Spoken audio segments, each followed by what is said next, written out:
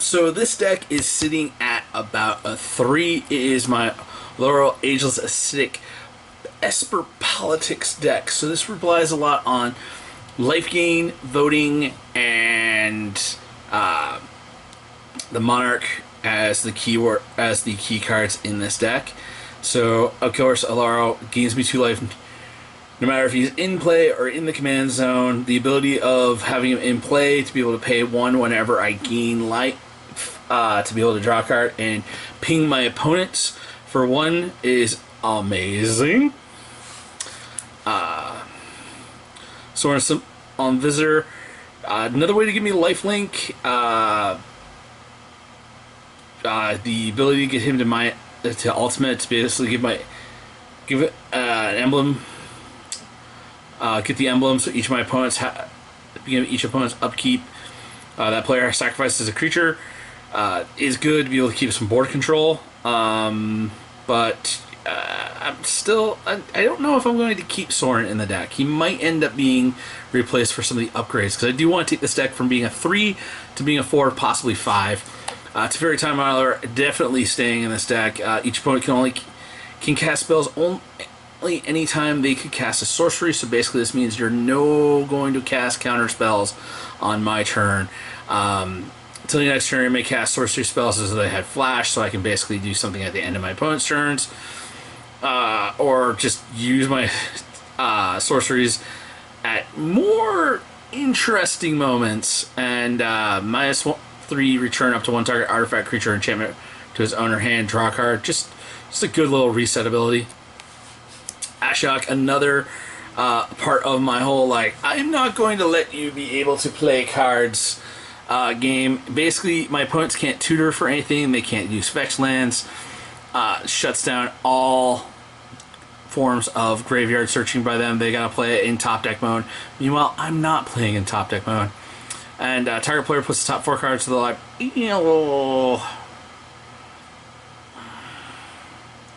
It's a recurable graveyard hate. I'm usually probably gonna have this just sit out here and do nothing, just be out there for the whole you can't search your deck ability. Timely reinforcements. It is a life gain card. It's a situational life gain card. I'm probably going to have more life than my opponents most of the time. I might not have enough creatures, so timely reinforcements. This card is on the chopping block to be an upgrade. I definitely would probably swap this out if I did have a Smothering Tithe. It's just going to be in here until I do get the Tithe. Fumigate, there's a lot of Wrath effects in this deck. Fumigate's just one, and it's one of my favorites because it gains me a life for each creature destroyed. Approach the Second Sun. One of the win conditions of this deck is to actually cast Approach to the Sun, be the Monarch, use a bunch of other card draw effects to basically just get this back in the top of my deck and cast it that second time. So yeah, no, it's great. Council Judgment. Will Council, starting with you, each player votes for a non-land permanent you don't control. Exile each permanent with the most votes or tie for the most votes.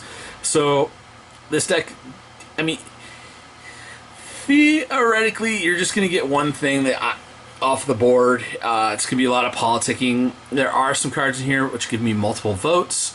It does allow me to choose how my opponents vote, so I can possibly get this to the point in a 3-player game I'll have 3 votes. In a 4-player game I'll have 3 votes, I'll have 3 opponents, and I will be able to exit and choose how they're going to vote. So I could exile up to 3 things with this thing if everything's going correct in the deck. So it's nasty. Sanguinate, target opponent loses X life, you gain life equal to life lost this way, so it's just like you just can bleed somebody out. Is a one-shot removal spell that I can use on somebody to remove a player. Beseech the Queen. I play black, I play Beseech. It is one of the cheapest, easiest to get your hands on tutor spells in all of the game right now, because pay 3, basically search for anything based on the lands you control, so as long as you got a bunch of lands, you can Beseech the Queen. Come back wrong, destroy target creature. If the creature is put into a graveyard this way, return it to the battlefield under your control, sacrifice it at the beginning of the next end step. So this is to get something that's got a really good ETB triggers. just to be able to have it ETB again. Capital Punishment. Starting with you, each player votes for death or taxes. Each opponent sacrifices a creature for each death vote. Discards a card for each taxes vote. So, yeah.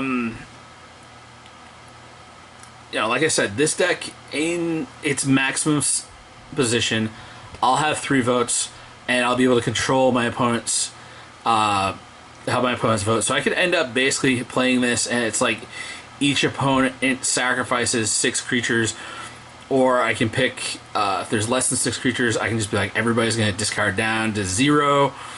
This card can get brutally broken in this deck. Tyrant's Choice. Either again, this one is an either or.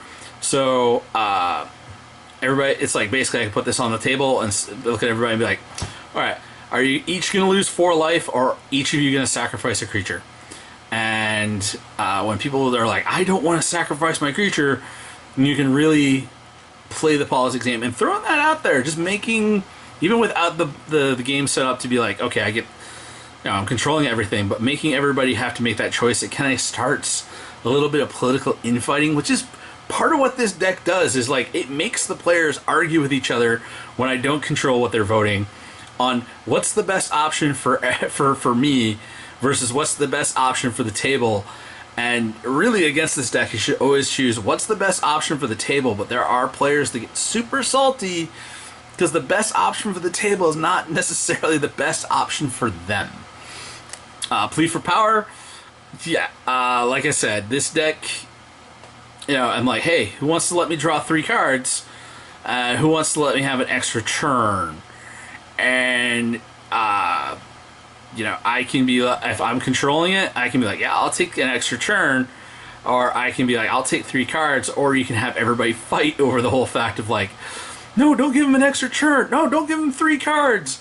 Because if, if I'm like, hey, you want to give me an extra, if Approach to the Second Sun's already been cast and I play this, it's like, hey, I'm the Monarch, you guys want to give me an extra turn, let me draw 4 cards deeper to it, or do you want me to draw just 3 cards deeper to it? Like, the will of the council, the voting aspect of it, totally can just really churn a game on its time. And this can really churn it on. Start with each player votes for time or money. And it's like, I will either take your best thing or take an extra turn. And so many times, like, you should never have the extra turn. You should always just give up something, I feel.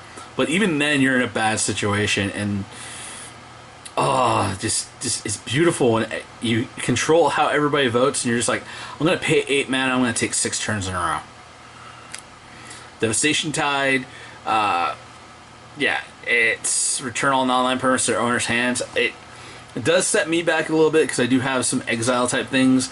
I really want this to be like a what is it? It's the Rift. It's the one where it's like you can cast it for 2, or you can overload it and bounce everything that you don't control. A Cyclonic Rift. But I don't own a Cyclonic Rift right now, so I got a Devastation Tide being the stand-in card for it. And we're into the lands. I got 1, 2, 3, 4, 5, 6 swamps. Got 1, 2, 3, 4 islands. 1, 2, 3, 4, 5 plains. I got a Diamond Valley just floating around in the cube, so I was just like, you know what? Where's the good deck to put this into? I can sacrifice a creature I control to gain some extra life. That's kind of cool. I can basically like Path to Exile myself, or Swords to Plowshares myself with a land. It might stay in as a cute little onesie, but it might end up being the whole like I'm probably gonna take this out for a better land.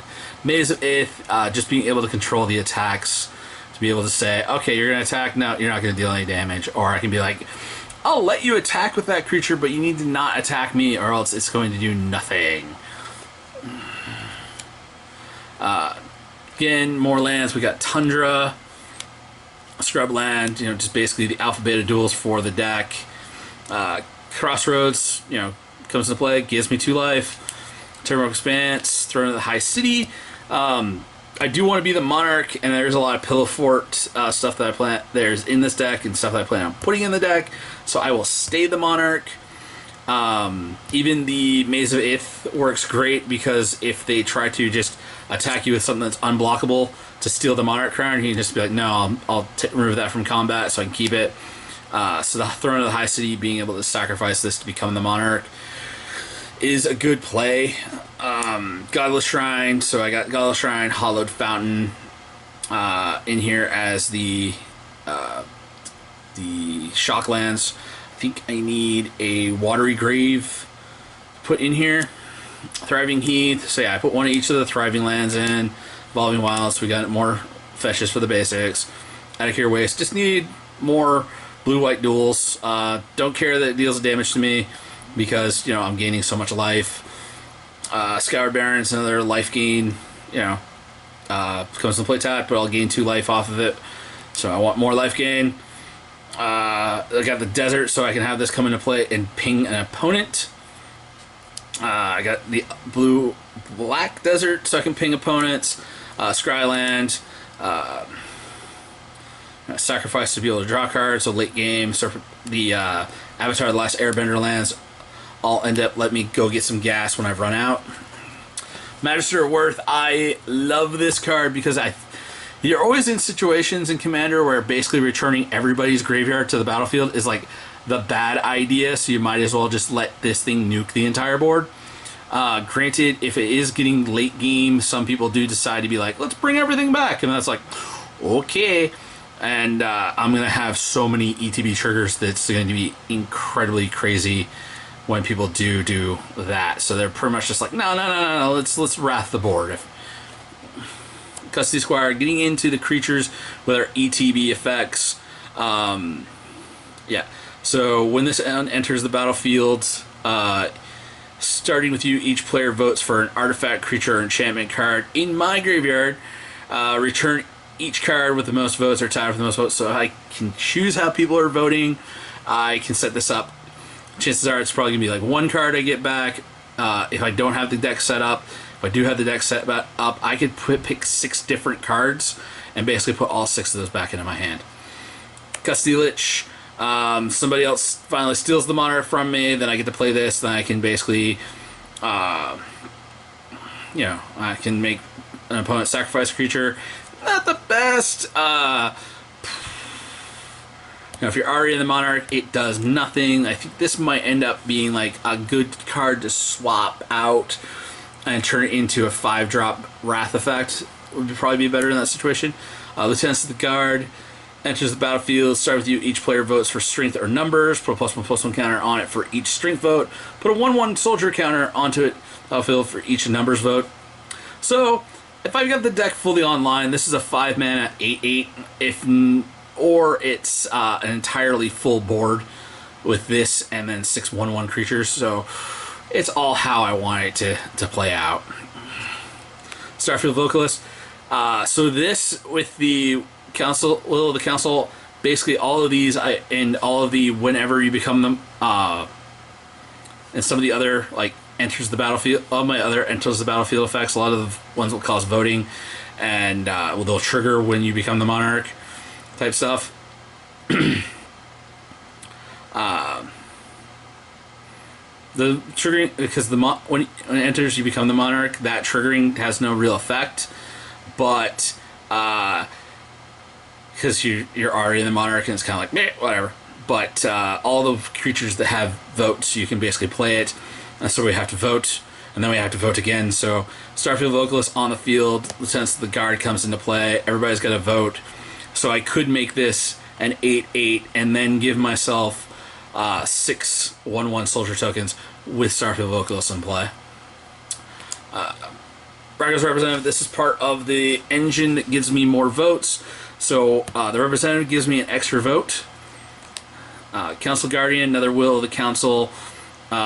Basically, this can get protection from blue, black, red, or green based on which number has the most votes or is tied.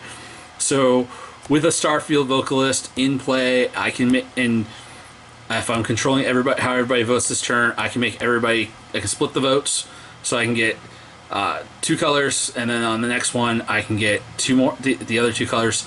So this has so this could have protection from everything but white, or even not with the Starfield Vocalist. With just the just with a illusion, the instant card I'm going to show you in a bit. I can make, if I can get control of how people vote, this will come in and will have protection from all non-white colors. Sunblast Angel comes to play. Tap, destroy all creatures. Basically, it's just a secondary copy of Magister of Worth, because it's just a flying angel for 6 that's going to blow up a good part of the board. Felidar Sovereign.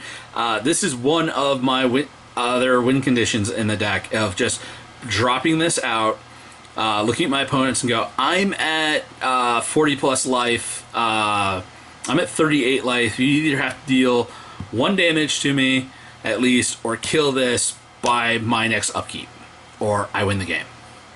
And in some situations it can leave people scrambling for finding a removal spell with this in play. Is just incredibly funny. Knights of the Black Rose. Enters, you become the Monarch. An opponent becomes the Monarch. If you were the Monarch at the beginning of the turn, then that player loses 2 life and you gain 2 life. There are a number of cards that this will combo with in the deck, so it will kind of like trigger some more life gain and loss. We got Mighty Empire Nighthawk, just a good creature to have hanging out in the air, ready to just chump block something, gain you 2 life, and kill it. If the board's clear, you can just kind of like swing in, gain incremental life. So yeah, like I said, I got a bunch of cards that go off of when I gain life and an opponent loses life. So whenever I gain life, each opponent loses 1 life. So this, whenever all the life gain cards I have in here, it's just like, hey, I gained a life, you're all losing a life. I gained a life, you're all losing a life. Incremental drain is the other way that this deck wins, other than the straight out I win the game cards. Whenever you gain life, each opponent loses that much life. So again, I'm going to gain life, you're going to lose that much life, and then this is in play. So I gained life, so they'll end up like, I gained 2, you'll lose 2. Oh, I gained that 2, so you lose another 1. So there's a lot of those in play.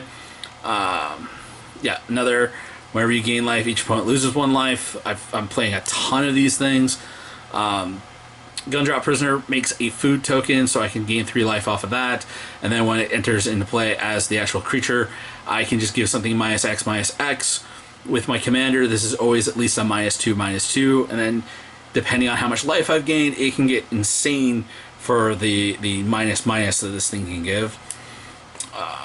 Grudge Keeper, whenever players finish voting, each opponent who voted for a choice you didn't vote for loses 2 life. This is another way that we can get into some crazy shenanigans. You know, if I'm controlling how everybody votes, I'm going to vote against. I'm going to be the one that votes against everybody, and then they're all going to vote the way I want them to and lose, you know, 2 life off of this. So this is a nice little pinger to hit in my opponents.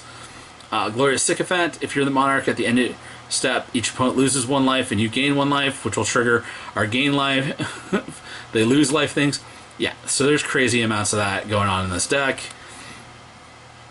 Just a Death Touch. You become the Monarch creature. This might get replaced with something else. I mean, it is good to have down on the ground, but I want to get some more synergies and some more tutors going into this deck. Protecting the Crown. When it enters, become Monarch. All damage that will be dealt to you is dealt to Protector of the Crown instead. If I can find a way to give this thing... Well, there's no way to give this thing indestructible, but it's a good thing. I'll drop this down, and you have to deal like 5 or more damage to me in a single turn in order to get rid of it. Throne Warden, at the beginning of your step, if you're the Monarch, put a +1/+1 counter on it. Chances are I'm going to be the Monarch. I'm going to find ways to keep myself being the Monarch, so this thing's going to get pretty big. Aerial Responder, Flying, Vigilance, Lifelink, just a way to be able to ping my opponents in the air for 2. Palace Sentinels, enters the battlefield, you become the Monarch. Might get replaced with something better, but it is a way to get me to be the Monarch, so it's in here. Angel of Vitality. If you gain that much +1 life instead, and it gets +2/+2 as long as you have 25 or more life. So this is a flying 4/4 that lets me add 1 to all my life gains abilities. So yeah, I love that. If you have 24 or more life clause, I know I need to get a Serra Ascendant for this deck. Ballot Broker. While voting, you vote an additional time. So this is my other get an extra vote card. Palace Jailer. Enters the battlefield, you become the Monarch. Enters the battlefield, exile target creature an opponent controls until opponent becomes the Monarch. So if I got the Starfield Vocalist in play, this will let me exile 2 creatures until somebody takes the Monarch away from me. I also have a Panharmonicon in the deck that will add an extra 1, so I can exile up to 3 creatures. So yeah, Palace Jailer, really cute. Sanguimancer, whenever a creature an opponent controls dies, I gain 3 life, and whenever an opponent discards a card, I can gain 3 life. So another, I'm going to be wrathing the board, or I'm going to be making people discard stuff. Yeah, this is definitely a good little drain card. Oh, good little life gain card. Rudolph Dustbringer, flying, Death Touch, lifelink. Whenever you gain life, becomes indestructible. At the beginning of your end step, you may pay 1 in a Orzhov, a hybrid white or black. When you do, return target creature with mana value 2 X or less from your graveyard to the battlefield, where X is the amount of life you gain this turn. There's a ton of life gain. This always ends up being mana value 2 or less. I can keep bringing those creatures back all day long with this, because I will always be gaining 2 life every turn at minimum. Messenger Jays, another one with the Starfield Vocalist and Panharmonicon. When it comes into play, we're going to have to vote. And it's either going to get +1/+1 counters, or I get to draw cards, depending on how everybody votes. So yeah, not too shabby. Especially when we can get 2 or 3 triggers on that. That would make like big. Canal enters, become the Monarch. So this is another gain the Monarch ability. And when another creature attack different players, this can't be blocked. So if I lose the Monarch, I can send this at the Monarch, and I can send the other creature at somebody else, and get them to be unblockable, get the crown back, deal some damage to both of them. Keeper Keys comes into play, become the Monarch. At the beginning of your upkeep, if you're the Monarch, creatures you control can't be blocked. So that's good. Emery Lurker in the Lock. In here for the tap and choose a target artifact in your graveyard to make cast that card this turn. There are some key artifacts, the Panharmonicon and a few others, that I need in this deck. So having this out and being able to tap it and get the engine online is very important. Anguish Unmaking, just straight up exile a card, I lose 3 life. But again, you saw how much life gain I got in this. Losing 3 life does not really matter to me. It's just I like the whole pay 3, kill that thing. Split Decision. So starting with me, each player votes Denial or Duplication. If Denial gets more votes, so this is a counter spell. Denial gets more votes, you can counter something. If Disruption gets more votes, the vote is tied, I can copy the spell and choose new targets for the copy. So, I'm going to vote for Denial, and somebody else's, other people are like Duplication. You're just like, okay, we're going to duplicate the spell. But usually a lot of times this I'll play in a situation where I'm like, do we really want that to happen? Okay, Split Decision, we're going to vote on it. And if it's something that's really nasty, and I lose the vote, and I'll just be like, alright, I'll just hit somebody with the really nasty spell. Reigns of Power. Not really a politics card, but kind of. I get to untap all creatures you control and untap all creatures target opponent control. You and that opponent each gain control all creatures the other controls until end of turn. Those creatures gain haste until end of turn. Just basically being able to go, hang on, I got no creatures and you got a full board. I don't want you to be able to, I want to be able to take all of your creatures and attack somebody else with. Or, oh, you're attacking me. No, I'm going to take control of all of your creatures and untap them and remove them from combat and basically use this as a 4-mana fog. Yeah. Or in some situations, I can swap my creatures with somebody else's creatures and block all the creatures that are coming at me and be like, ha ha! Yeah, this deck is not nice. Evacuation, return all creatures to their owner's hands. Yeah, my creature's probably not going to be long for this world. Also, I want to get their ETB triggers again and again and again. So, yeah, definitely like having the evacuation in here. Illusion of Choice, the card that this deck is mostly built around, something I always want to be able to try to get into my hand as fast as I can. That's why I'm probably going to cut some cards so I can put some more tutors in here so I can actually tutor up my package of what I need. Because I need the Illusion of Choice, because I can choose how everybody votes this turn and draw a card. And this, I'll skip ahead to show you the other half of the combo, is the Isochron Scepter target number 1 in this deck. Because Isochron Scepter, when it enters, exile an instant card with converted mana cost 2 or less from your hand and pay 2. So I'm doubling the cost of this, but I get to do it every single time I play a politics card. I get to choose, and it's not just for the next vote, it's for the turn. So even those enter the battlefield double triggers, it'll all work. This is the key synergy of this deck. You get this in play, the Scepter with the Illusion of Choice on it, and you just completely take over the game. And you want the Emery so you can be able to get this back and out. I think I'm going to look for a few cards to put in here that'll let me get the Illusion of Choice back from my graveyard, just to protect this combo a bit more. Yeah. And then the card that basically is the other combo where whenever an opponent loses life, you gain that much life. This combos with every other card that says whenever I gain life, opponent loses life. So this is the Exquisite Blood combos with like a bunch of other stuff in the deck, so I can just be able to have this out, set up the life gain, and they'll just on my upkeep, I'll gain 2 life and another, hey, you got to answer this permanent before it gets back to me my turn, or it's game over situation. Bite of the Black Rose. Starting with you, each player votes for Sickness or Psychosis. If Sickness gets more votes, creatures your opponent control get -2/-2 until end of turn. If Psychosis gets more votes, each opponent has to discard 2 cards. So you can actually have one guy sitting there like, if you give -2/-2, all my things are going to die. And then everyone else is like, I don't want to discard cards. So you're like, what do we do here, boys? What do we do? Marchesa's Decree, an enchantment. When it comes into play, you become the Monarch, and a creature attacks you or a Planeswalker you control, that creature's controller loses 1 life. So they'll lose life, that will cause you to gain life, and it will start, and like even that out, and with the right cards, this thing could have the infinite life gain combo, just trigger it out right there.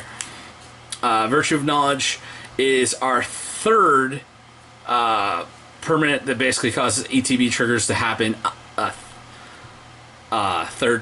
again, so it can be voting over and over and over and over and over again on these ETB Will of the Council creatures. Rhystic Study. Whenever opponent casts a spell, I get to draw a card unless they pay 1. Do you pay the 1 for the Rhystic Study? The other card that needs to be in here that I think is on the same level as this is Smothering Tide. I need a Smothering Tide for the deck. And I also need a Revel in Riches, because that ends up being like, oh, you played a spell, you drew a card, or a creature died, I am getting pure value. Counterbalance is in the deck just because, hey, you never know. It's kind of cool to have Counterbalance. So I figured, might as well. It might end up getting taken out to be replaced with some other stuff. But, you know, if I want to be jerk, Counterbalance, it's a really good enchantment, because anytime anybody does anything, I can just be like, oh no, and then they sit there and they see the top card of my deck and they're like, we can't play these cards, and you're like really getting people into the tank about what they can and cannot do. Wishclaw Talisman is one of the few tutors in the deck to be able to get the combo. I know I need more tutors put into this deck, but this is the one I got available right now. Corrosive Portal, just sitting there and basically being like, well, do I every turn, every one of my turns is like, do we blow up everything on the board, or do you guys let me draw a card? That's all I want to ask. Is every turn we keep everything, or I'm drawing a card. Sensei Divining Top is in here, so I can do the Sensei Divining Top counterbalance top strategy to be able to get some free counter spells, be able to protect my stuff on the board. So, and Power Harmonicon again. Doubles the ETB of triggers. We talked about it a bunch before. Venser's Journal is in here just because that beginning of your upkeep, you gain 1 life for each card in your hand. I think that's a cool enough effect to have in the deck, because then at that point I'm probably going to have a full grip with this deck most of the time because I'm drawing so many cards from the Monarch. I got tons of card advantage in here. So I'll have on my upkeep, I will gain 9 life a turn, and that is just so good, so good. And yeah, that's Esper Politics. Let me know what you think of the deck in the video, in the link. Let me know what you think of the deck in the comment section below. And yeah, I'll keep working on upgrading this. I'll probably come back later on after I've gone through all my decks. I will circle back through and show some upgrades at that point.